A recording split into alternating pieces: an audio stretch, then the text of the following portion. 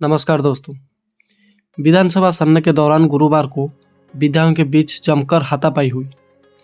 सत्ता पक्ष और विपक्षी भाजपा के विधायकों ने एक दूसरे की कलर पकड़ी और धक्का मुक्की भी की। सदन में हंगामे के चलते पहले विधानसभा की कार्यवाही 20 मिनट और फिर कल तक के लिए स्थगित कर दी गई।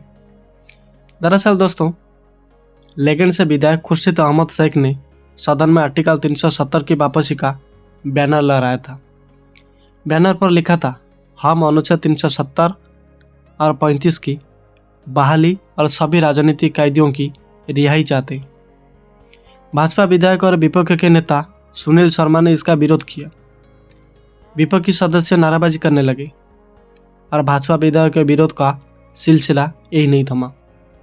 दरअसल दोस्तों, सदन के बेल से होते हुए खुर्शीद अहमद शेख के पास पहुंचे और उनके हाथ से बैनर छीन लिया। इस दौरान सजद लोन और वहीद पारा और नेशनल कांफ्रेंस के कुछ अन्य विधायक शेख के समर्थन में भाजपा विधायकों से भिड़ गए। दोस्तों, आपको बताना चाहूँगा कि दोनों पक्षों में धक्का-मुक्की हुई। मार्शल ने आर.एस. पठानिया सहित कई भाजपा विधायकों को सदन से बाहर निकाला। 3 विधायक घायल हो गए। हालांकि दोस्तों, इसके बाद भी भाजपा विधायक विशेष दर्जा प्रस्ताव वापस लो उसके जो नारे हैं वो लगाते रहे। इस पर स्पीकर ने कहा कि ये विधानसभा है, मछली बाजार नहीं है। दोस्तों, इंजीनियर रशीद के भाई खुर्शीद अहमद शेख ने आर्टिकल 370 की बहाली को लेकर पोस्टर लहराया था। खुर्शीद अहमद शेख के पोस्टर लहराने पर भाजपा विधायकों ने नाराजगी जताई और विधायक कुर्सी छोड़कर बेल में आ गए। एक भाजपा विधायक ने आर्टिकल 370 बहाली वाले पोस्टर को ही फाड़ के रख दिया। पोस्टर फाड़ने के बाद पक्षी और विपक्षी नेताओं को भी धक्का मुक्की और हाथापाई होने लगी। आखिर में मार्शल ने भाजपा विधायक को खींचकर सदन से बाहर कर दिया। भाजपा का आरोप है कि उसके 3 विधायक घायल हो गए। दोस्तों, शेख के भाई पर आतंकी फंडिंग का आरोप बैनर लहराने वाला विधायक खुर्शीद अहमद शेख बारामूला से लोकसभा सांसद इंजीनियर रशीद के भाई। रशीद को 2016 में जम्मू कश्मीर में आतंकी फंडिंग के आरोप में यूएपीए के तहत अरेस्ट किया गया था और 2019 से वो तिहाड़ जेल में बंद है। जम्मू कश्मीर विधानसभा सत्र का 6 नवंबर को तीसरा दिन था। हंगामे के बाद कार्रवाई पूरे दिन के लिए स्थगित कर दी गई। भाजपा का कहना है कि इंडी गठबंधन जम्मू कश्मीर विधानसभा में जो प्रस्ताव लाई है वो भारतीय संविधान और सुप्रीम कोर्ट के फैसले के खिलाफ है। कांग्रेस के नेतृत्व वाला गठबंधन क्या दलितों, आदिवासियों, बच्चों और महिलाओं के अधिकारों के खिलाफ है। दोस्तों, गांधी परिवार को जवाब देना चाहिए, क्या वो आतंकवाद, जम्मू कश्मीर के विकास और भारत के संविधान के खिलाफ खड़े हैं? दोस्तों, आपको बताना चाहूँगा कि जम्मू कश्मीर विधानसभा ने राज्य के स्पेशल स्टेट्स उनको फिर से बहाल करने का प्रस्ताव बुधवार को पास कर दिया गया था। भाजपा ने आरोप लगाया कि नेशनल कांफ्रेंस जम्मू कश्मीर के लोगों को गुमराह कर रही है और कहा कि कोई भी विधानसभा अनुच्छेद 370 और 35 को वापस नहीं ले सकती। सदन की कार्यवाही शुरू होते ही जम्मू कश्मीर के डिप्टी सीएम सुरेंद्र चौधरी ने विशेष दर्जा को बहाल करने के लिए प्रस्ताव पेश किया, जिसे केंद्र ने 5 अगस्त 2019 को रद्द कर दिया था। इसमें कहा गया था, राज्य का स्पेशल स्टेट्स और संवैधानिक गारंटियां महत्वपूर्ण है। ये जो जम्मू कश्मीर की पहचान है, कल्चर है और लोगों के अधिकारों की सुरक्षा करता है। विधानसभा इसे एक तरफ हटाने पर चिंता व्यक्त करती है। दोस्तों, आपको बताना चाहूँगा कि भारत सरकार राज्य के स्पेशल स्टेट को लेकर यहाँ के प्रतिनिधियों से बात करे, इसकी सार्वधानिक बहाली पर काम किया जाए। विधानसभा इसी बात पर जोर देती है कि ये बहाली नेशनल यूनिटी और जम्मू कश्मीर के लोगों की इच्छाओं दोनों को ध्यान में रखकर की जाए। निर्दलीय विधायक शेख खुर्शीद और शोबीर कुल्ले, पीसी प्रमुख सजाद लोन और पीडीपी विधायक ने इसका समर्थन भी किया था। भाजपा ने डिप्टी सीएम सुरेंद्र सिंह को जम्मू का जसवंत कहा। इस बीच विधायक बेल में टेबल पर चढ़कर नारे लगाने नजर आए। दोस्तों, विधानसभा में विपक्ष के नेता सुनील शर्मा समेत भाजपा के सभी विधायकों ने प्रस्ताव का विरोध किया था और शर्मा ने कहा कि उनके पास जानकारी है कि स्पीकर ने मंगलवार यानी कि 5 नवंबर को मंत्रियों की बैठक बुलाई थी और खुद ही प्रस्ताव तैयार किया। वो इसी दौरान स्पीकर हाय हाय और पाकिस्तानी एजेंडा नहीं चलेगा जैसे नारे लगाते रहे।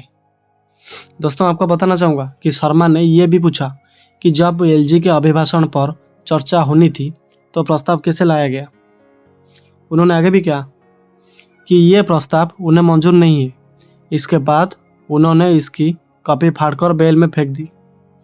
हंगामे के बीच विधानसभा स्पीकर अब्दुल रहीम हतर ने प्रस्ताव पर वोटिंग कराई, जिसके बाद से प्रस्ताव बहुमत से पास कर दिया गया। वहीं दोस्तों भाजपा विधायक के आरोप को लेकर अध्यक्ष अब्दुल रहीम राठौर ने ये कहा कि अगर आप मुझ पर भरोसा नहीं है तो अविश्वास प्रस्ताव लेकर आए। दोस्तों केंद्र सरकार ने 5 अगस्त 2019 को जम्मू कश्मीर के स्पेशल स्टेट्स को ख़त्म कर दिया था। दैनिक भास्कर के मुताबिक इस दौरान इसे 2 केंद्र शासित प्रदेश जम्मू कश्मीर और लद्दाख में बांट दिया गया था। हाल ही में ये जो विधानसभा चुनाव में नेशनल कांफ्रेंस ने अपने मैनिफेस्टो में इसकी बहाली के प्रयास करने का वादा किया था। प्रस्ताव पास होने के बाद सीएम उमर अब्दुल्ला ने कहा कि विधानसभा ने अपना काम कर दिया है। दोस्तों दरअसल 15 अगस्त 1947 को भारत आज़ाद हुआ था, लेकिन जम्मू कश्मीर के राजा ने भारत में अपने राज्य के विलय नहीं किया। 24 अक्टूबर 1947 को पाकिस्तान के कव्याली लड़ाकों ने कश्मीर पर हमला कर दिया। महाराजा हरि सिंह ने भारत से मदद की गुहार लगाई। महाराजा हरि सिंह ने भारत में विलय पन्न पर हस्ताक्षर किए, जिसके बाद भारतीय सेना कबायली लड़ाकों को खदेड़ने लगी। दोस्तों 31 दिसंबर 1948 को जंग खत्म हुई तो जम्मू कश्मीर का 2/3 हिस्सा भारत के पास रहा था और 1/3 पाकिस्तान के पास। जुलाई 1949 में शेख अब्दुल्ला, मिर्जा अफजल बेग, मोतीराम वागड़ा और मसूदी को संविधान सभा का हिस्सा बनाया गया। आर्टिकल 370 पर चर्चा शुरू हुई और 17 अक्टूबर 1949 को आर्टिकल 370 भारत के संविधान में शामिल हुआ, जो जम्मू कश्मीर को विशेष राज्य का दर्जा देता है। 1951 में जम्मू कश्मीर की संविधान सभा उसका गठन हुआ। इसका काम जम्मू कश्मीर का संविधान बनाना और भारत की संसद से पारित संविधान राज्यों में लागू होंगे या नहीं ये तय करना था। 14 मई 1954 को संविधान में अनुच्छेद 335 का जोड़ा गया। जम्मू कश्मीर के स्थायी निवासियों को परिभाषित करने की जिम्मेदारी राज्य की विधानसभा को दी गई। 1957 में जम्मू कश्मीर का संविधान लागू हुआ और इसके बाद संविधान सभा भंग कर दी गई। दोस्तों आपको बताना चाहूँगा कि केंद्र सरकार ने 5 अगस्त 2019 को जम्मू कश्मीर से अनुच्छेद 370 हटा दिया था। 17 अक्टूबर 1949 को अनुच्छेद 370 भारतीय संविधान का हिस्सा बना। इसे एक अस्थायी प्रावधान के रूप में जोड़ा गया।